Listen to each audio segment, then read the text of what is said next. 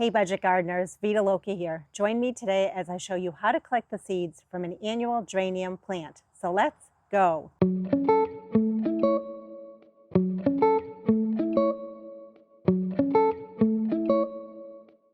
This video is going to focus on annual geraniums. However, there is such a thing as a perennial geranium. It's a totally different type of geranium, and I have videos showing how to prune back, how to collect the seeds from perennial geraniums, and I'll put links to those videos in the description below. When it comes to annual geraniums, there are a lot of different kinds of annual geraniums out there. The one that we're going to be taking seeds from is a pelargonium or a zonal geranium. There are so many different ways that you can propagate geraniums. You can propagate them from cuttings. You can even overwinter them if you want them to survive. And I have lots of videos showing my process for doing all of that. You'll also find those videos down in the description. But I've had a lot of luck collecting my own seeds from geraniums as well as starting geraniums from seed. So in this video, I want to bring you in for a closer look just to show you the different parts of the zonal geranium. Just look how pretty this red geranium is. You can get geraniums like this in different colors, but I really do enjoy the classic red geranium. And this is what the flowers look like. And this is an example of what the flower bud looks like. In other words, the flower bud will open up and eventually become flowers. As the beautiful flowers start to fade, you end up with this.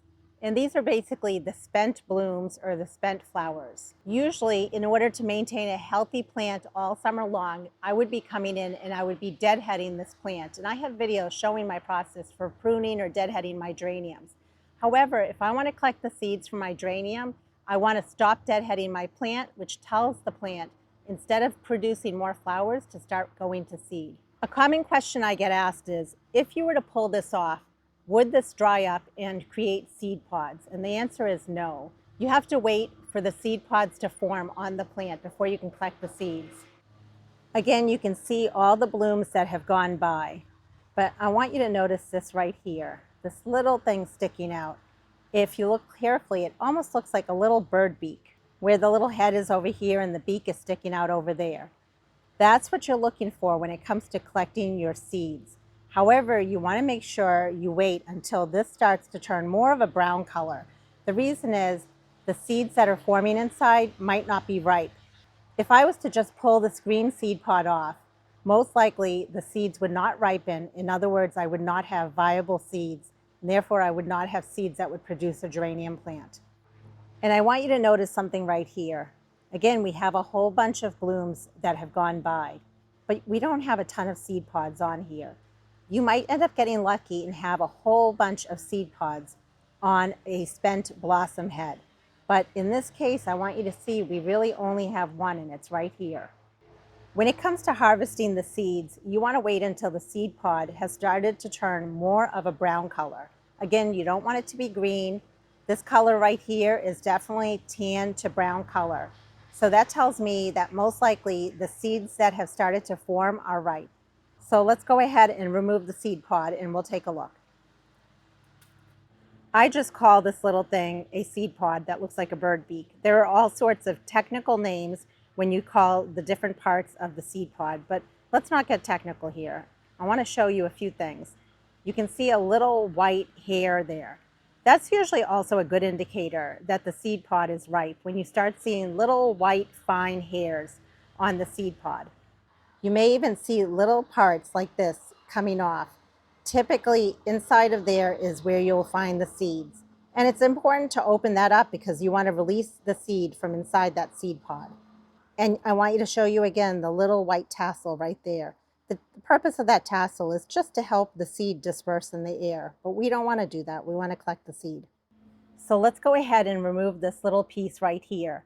And this won't be the only one that you're going to find. You should find a total of 4, most likely 5, little seed pods like this one inside of here. But let's remove the first one. Isn't that the cutest thing? But we're not done. Let's go ahead and remove our seed. It can be a little tricky, I'm not going to lie, but I'm going to use my nails to try to help get the seed out of here. So I'm just squeezing the seed pod in between my nails. And be careful because the seed will want to fly. And that's what the seed looks like. So What I showed you earlier was more of the seed pod, but the actual geranium seed looks like this. And if I put my hand down, you can see it's quite small compared to my hand. And when it comes to this, this is just called the chaff, and that is the non-seed material, and we can just throw that away.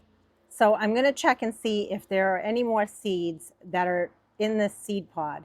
And it could be that when we collected this seed right here, that the rest of the seeds were not ripe. And that's okay. I just wanted to basically show you what a seed looks like and what you're looking for. So I'm just checking in here, and it doesn't look like there are any more seeds. So far we've collected one, and I want to show you the name of the game is patience. Again, we don't want to remove it too early. It's still green right here on this plant. And now you're a pro, I bet you can spot it. It's right here. Again, it is green, so we're gonna have to wait. Just like the red geranium we looked at, I also have this beautiful pink geranium.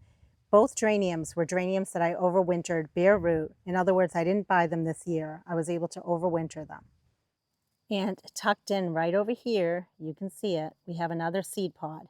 It is green. The key is I don't want to deadhead this. I want to keep this on here because I want this green seed pod to ripen. It will turn brown. I'll start to see the little white tassels. I might even see the seed pod starting to detach from the base here. And then that's a good indicator for me to go ahead and remove the seed pod and then remove the seeds from inside the seed pod. Hello, little bird beak, I see you, but we're not going to touch you just yet.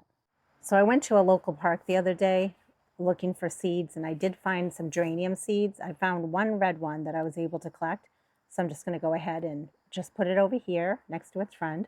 When it comes to storing my seeds, I've been storing them in little Ziploc bags for years now. That works for me. The key is to make sure that the seeds are completely dry. You don't want to ever store seeds that are wet.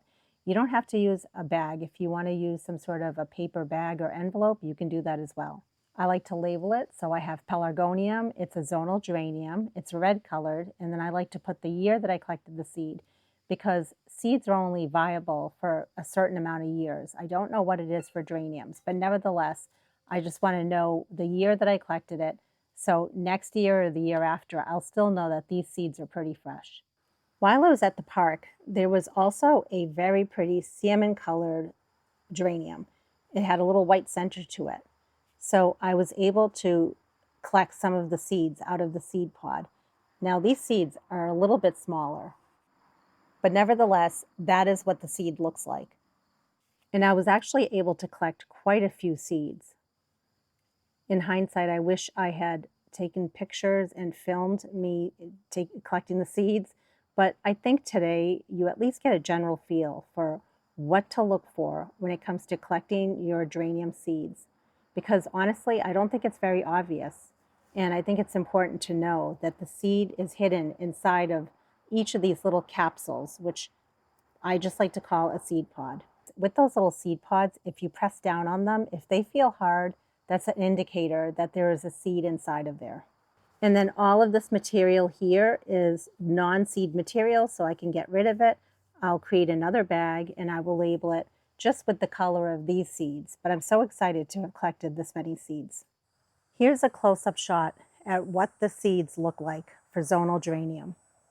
So remember, there are so many different ways that you can propagate zonal geraniums. You can propagate them from cuttings, from seed, and you can even overwinter them if you really wanted to. Personally, I think they all are great methods, and I love experimenting with all of it. So some key takeaways that from this video should be, if you want to collect seeds from zonal geraniums, you want to stop deadheading them late summer, early fall, so that the plant can start producing seeds. And then you don't want to collect those seed pods, the little beaks, until they've turned a brown color. Once they've turned that brown color, also look for the little tassels. And if you notice the little tassels on there, that's even another indicator that that seed pod is ripe. You can go ahead and you can remove it. You might get lucky and you might end up with a number of seeds, but don't be disheartened if you remove it and it didn't have any seeds in it, or if it only had one seed. That's just sometimes how it goes. But the other day when I was at that park, some of the flower heads were full of seed pods. I really think it also depends on the variety of geranium that you're collecting the seeds from. A common question that I get asked is, when you collect the seeds from zonal geranium and you sow those seeds, will it look identical to the parent plant? My experience has been it will be almost, if not fully identical to the parent plant. But you never really know when it comes to collecting seeds. I say give it a try and have fun with it.